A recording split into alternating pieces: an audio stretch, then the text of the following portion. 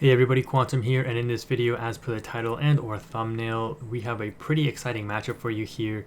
This is one of the decks that my friend and I have discussed in the past. I put something together, the deck list is linked in the description and likely pinned in the comments. But with all the talk about, the new Cusco, Simba, the Hideaway, all these anti-location techs now in the game, we decided to go the opposite and try to go into locations, putting back Jim Hawkins into the Ruby Amethyst list, focusing more on locations, playing 4 Library, 4 Queen's Castle, and 2 RLS Legacy. 10 locations, and I think 3 Jim Hawkins in this list, but again, you can check the deck list for kind of what's the most up-to-date iteration. And my friend is going to be using, I mean, Ruby Amber, you can't escape it, it's everywhere. But he's focused on a very hyper aggro version of it that he wanted to test. And honestly, it was pretty impressive. Definitely a deck that I might take a look at testing in the future as well. But he's going to be on the play for game 1. We're going to start by inking a Maui, playing a Chernobog. He starts with a Kita into a 3 questing Simba. He's going to quest with his Kita because he knows, if I don't get the draw with the Chernobog, if I want to trade, that's probably pretty good for him, I guess. I don't get the draw.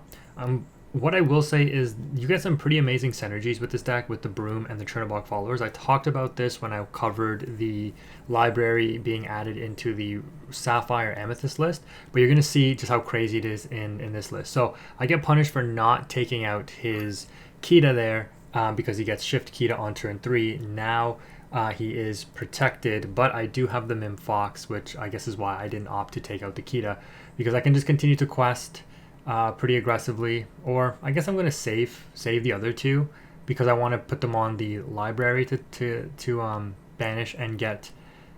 Okay, no, I just quest out with everything. Okay, I want to put them on the library to get the quest. The quest and then the banish for the draw 2 for each Chernobog followers. So I'm pretty confident that he's not going to try to take out the Chernobog, because if he does here with the Kita, then my Fox will take out his Kita, versus if he just saves his Kita, I have to throw 2 of my bodies into it. So he's probably going to keep trying to protect the Kita to quest with. So he does drop a Donald to protect the Kita there, which is not great for me. We are going to be on 4 ink though, and right now the Friends, is just inefficient draw in comparison to what else we could be playing here. So we're going to start by paying 3 after inking the Friends to drop the library, pay 1 for our Chernobog followers, and then pay 1 to move the Chernobog followers, and then quest with the Chernobog followers, banish it while it's on the library so that we can draw 2 cards there. We end up taking out the Donald Duck bodyguard, and now we're left with 1 Chernobog followers here. We're not going to quest with it because our opponent now knows that we have the library setup going. They'll likely try to out the Chernobog, or will out the Chernobog with the Kita there. Is it worth stopping the quest, for them to take out the Chernobog? You could say yes, but now I'm coming up to 5 ink where I could be in Maui range. Okay, he's going to drop a Simba bodyguard, keep questing with the Kita, and you can kind of just see the effectiveness of his build. We top deck a Maui right on time there, which is really nice. And you can argue here I should probably ink the Snake, but on 5 ink, unfortunately, that taps us out. So I'm just going to have to let this Lilo live, but the Maui will do work into anything that he exerts this turn. And this is where aggro starts to struggle. Once they get up to that, if you can stop them, especially when they're on the play, when they're around like 10 to 13 lore, especially if they're not on Amethyst, that's pretty good. Now with Amber, I do have to worry about things like Blue, and with Ruby, I have to worry about things like the Goofy coming down and getting 2 lore instantly, right? You have to think about these things when you're going up against certain in combinations of aggro decks. The opponent here does end up questing with everything going to 15, so that tells me they probably have something to close out the game with very, very soon, which was like a Goofy or a Baloo, which, Baloo can still crash and get the 2 lore. So with the, I guess with the Lilo exerted, we can pay 1 to move, the Chernobog, and then, am I thinking about what to do here? I just end up drawing 1 instead of drawing 2 because I'm not questing to banish and draw off the Chernobog effect. I'll challenge, while the Chernobog's on the library, and get the 1 draw off of it just being banished off the challenge. We do end up drawing into a Brawl though, which is going to be able to take out the Daisy Duck, which is really nice. And then we ink the Snake eventually, drop Broom, and pass turn. We have the Elsa for the tap down, but we don't have a way to boost the strength up, so that's not great. My opponent here just drops a Daisy and passes. Now again, you're going to see synergy with the broom and the library, just like what you saw with Chernobog followers. So what we can do is we can, oh yeah, I got to make sure you gain the lore off library as well. We pay 1 to move the broom, and then we're going to want to probably quest with broom. Yep, go to 10, and then we're going to pay 4 for a goat. Okay, because we want the strength. Banish the broom because we played a character, draw 2. We draw into a Tuk Tuk and a Jim Hawkins. And Jim Hawkins can drop down with that Queen's Castle in our hand. Now we're going to have to pass here. The opponent is going to be able to go to 17, and that gets kind of scary. But we will have a way to kind of lock down the board after that, because the goat, the strength of the goat in combination with the Elsa tapping whatever they play down, because they're only on 3 ink, will hopefully be enough to like stop the opponent from getting to the point where they just need to play 1 more interaction per game. They just end up passing there, which is kind of interesting. It tells me that they definitely have the Goofy in hand, so I have to be very careful with how I play. So we end up inking, I think that was one of the Cuscos, because we drew basically 2. We're going to pay 5 for a Jim Hawkins, and then I'm going to pay 2 for a Cusco here, okay? Use Goat to crash into the Daisy. I have to do that. If the opponent drops a Goofy to take out the Goat, you know, they'll trade out, but the opponent will go to 19 from that. They do need to ink 1 more time, though, in order to do that, because they're only on 3 ink. They ink a Goofy, there it is, yeah. So they were sitting on the Goofies. They ink Goofy, play Goofy. They go to 19, trading out the Goat. I gain a lore off of the Goat leaving there. I hope I've been getting my lore off of the locations. But they pass over to us as they're now tapped out. We gain 3 from the Queen's Castle and Library as well. And now we can quest for 3, but we need another Goat in order to close out the game. So I have to be very careful here. Wait, what did I do? Oh, I have to draw a second card in order because of the... yeah, that's right. I drew a second card because Jim was on the Queen's Castle. So I end up drawing another Queen's Castle. The opponent doesn't have a way to instantly gain lore if I didn't have an exerted character to drop another Goofy, and they had to ink their second Goofy there. So, you know, we pass over to them, they play a card, they pass back to us, we win the game off the locations, and that is a GG. So, moving on to game number 2. Now we're going to be on the play, and again, you can just see, you know, this deck is pretty strong, especially when it is able to play on curve. But you just have to really remember your triggers. You have to remember all of your lore gains, you know, all your sequencing, because you got to make sure you move things in the correct order and trigger them in the correct order to maximize your draws. And of course, remember your draws off of the Queen's Castle. So if you're going to play a deck like this, make sure you practice a lot with it so that you don't end up forgetting things. The opponent is going to drop a Lilo on turn 1 after we drop a Chernobog Followers. On our turn 1, we ink the Maui. I think that was pretty much the same as game 1 there. But we're going to be able to drop Snake and bounce back the Followers.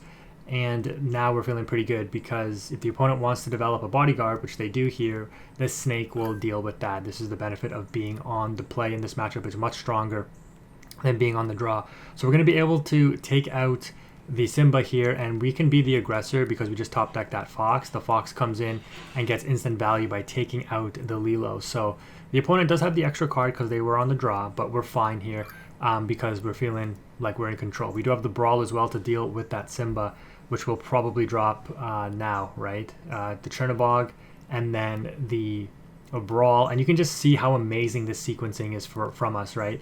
Quest for 1, yes, they'll quest for 2 with the Lilo, but that's fine because we still have Fox to take out whatever they throw down, if it's a Bodyguard or what. And then next turn we could opt to play Library, move Chernobog to it, and then quest for 1, banish, draw 2, and then we have Library established as well. Library, right guys? Okay. Anyways, they drop the Baloo. They opt not to bring it in Bodyguard mode, so they're keeping all their stuff readied, which is interesting. We're going to go ahead, play Library, and then move the Chernobog to it with the 4th ink there, quest and banish, so gain 1 lore, and I think I'm trying to move the damage counters away. My friend has to, like, he's the host, so he has to, like, he's the only one who can delete stuff. Anyways, we draw 2. We draw into an RLS here, which is really interesting, and then we're just going to quest with the Fox. And I'm asking him, I'm like, I don't think I inked this turn, right? Actually, I don't even remember, but I am assuming I didn't. So we're going to ink Goat and then move the Fox to Library and pass. You know, in this particular match, like, it doesn't really matter. It just saves me some tempo, right? Instead of moving Fox later on, because the opponent's not going to throw their cards into my Fox, right? But we do have another Fox to cycle here, so this is actually going to be pretty strong for us because we can take out the Baloo with the first Fox and preserve it, right? Because the Baloo does 0 damage back to us. And then we can cycle the Fox. So again, moving the... Or, okay, I guess we don't even have to do that because... okay, I inked the Cusco there. Sorry, I'm like, well, why did I exert Cusco? But, okay, I don't even cycle the Fox here. I just go Maui. Maui takes out the Donald, and Fox takes out the Baloo. They get 2 lore off of it, but that's fine. We've got 2 things on the library for when they get banished. They drop yet another Baloo and pass without questing. And you can just see we're pretty much in total control of this game. We're going to sing Friends with the Maui now because there's nothing else for the Maui to do since he has Reckless. We draw yet another location. I probably... Okay, I'm going to ink the location, the library there, which is... I don't know, I think that's kind of questionable. Brawl away the Lilo, which I guess is fine. It's just anything to slow them down. Pay 4 for a rabbit and start getting our draw game established. We get another Maui, which is really strong here. And then pass turn. So at this point, yeah, the opponent, even though they're on a little bit of a, you know, they still have cards in hand, but yeah, this Naveen singing that pirate song, okay, like they're down to 1 card now, so we're feeling pretty confident. They just weren't able to run away with the game. The Naveen singing that song could be potentially pretty huge and like win the game for them, so that was definitely unexpected. Like last game when they were on like 19, if they would have, they had the Naveen, right? They showed, if they would have had that song with it, that would have won them the game on the spot. So it's kind of like a gathering knowledge. It's kind of crazy, right? So kudos to my friend here for putting that together, being very innovative.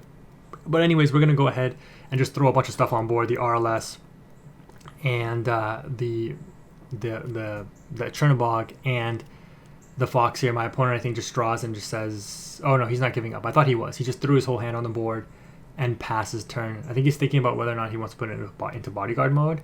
He does. He quests for 3 and then passes turn. Okay, we're going to gain 3 off of RLS and library there. Fox into the Simba and we draw. Okay, and then I specifically try to do it this way so I can get the extra draws in. I can't Maui into the Naveen yet. As my friend points out, the Baloo is still there, and for some reason I forget. But yeah, he's like, yeah, Baloo. And I'm like, oh yeah, okay, well, Fox into Baloo. He goes to 15 now. So you can see, even though it looked like we were ahead, the opponent was able to claw back quite a bit and being on the draw and still getting very close to winning the game. And we had some pretty insane sequencing, right? With being able to like snake out the early bodyguard Simba into Fox out the Lilo. So he didn't really get to establish any of his protection in order to continue to quest. So this was a much closer game than it appears to be. But in the end, we're at a state in the game now, right? We have all the cards, we have the location set up, we have the lore gain, we have the characters to just keep him in check, keep the aggro cards in check on his side. And we haven't even seen an Elsa to tap down, right? And we have more brawls in the deck. Of course, we still have Be Prepared as well. So we're looking pretty strong. We have card draw with the Rabbit, the Friends, the Library, the Queen's Castle. And yeah, my friend knows it's pretty much GG's at this point. Or, I mean, yeah, they're at 18. I guess technically not. If they top deck that song, I think it costs 6 though. Are they on 6? Maybe not. Oh, never mind. I have game because I have Goat Cycle. Yeah, and then pay 4 for Goat and then pay 3. Yeah. We could have outed his board because we had the Elsa to tap down the Daisy. It depends on what they would have drawn if we didn't have that Goat Cycle. Yeah, they don't have enough to cast the song if they did draw it. No, they had another Daisy Duck. So that's going to go ahead and wrap it up for this game. Let me know what you think of these 2 deck lists. Pretty unique stuff and much more competitive than I thought it would be. Anyways, if you made it this far in the video, thank you again for watching. Quantum is out.